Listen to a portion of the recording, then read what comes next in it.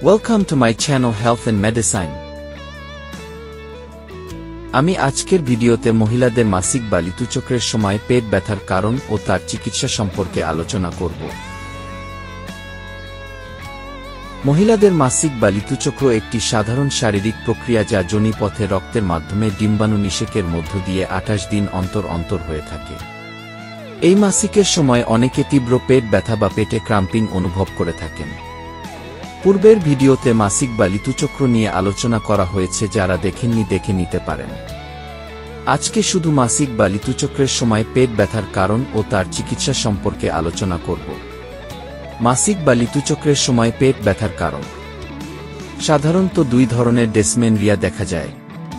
প্রাথমিক ডেসমেনরিয়াতে পেট ব্যথা যা মাসিক শুরু হওয়ার 1 থেকে 2 দিন আগে শুরু হতে পারে এবং মাসিক চলাকালীন 2 থেকে 3 দিন পর্যন্ত চলতে পারে। এটি সাধারণত প্রোস্টাগ্ল্যান্ডিন উৎপাদনের মধ্য দিয়ে জরায়ুর সংকোচনের মাধ্যমে হয়ে থাকে। দ্বিতীয় ডেসমেনরিয়াতে পেট ব্যথা সাধারণত জরায়ুতে সিস্ট, ফিব্রাইডস, পেলভিকে প্রদাহের কারণে হতে পারে, যাতে পেট ব্যথা মাসিক শুরু হওয়ার 2 থেকে 3 দিন হয়ে লম্বা সময় হয়ে থাকতে পারে। ডেসমেনরিয়া লক্ষণ: তলপেটে ব্যথা, পেটে বুদবুদ ভাব তৈরি হওয়া, বমি বমি ভাব হওয়া, ডায়রিয়া, পেলভিকে প্রদাহ।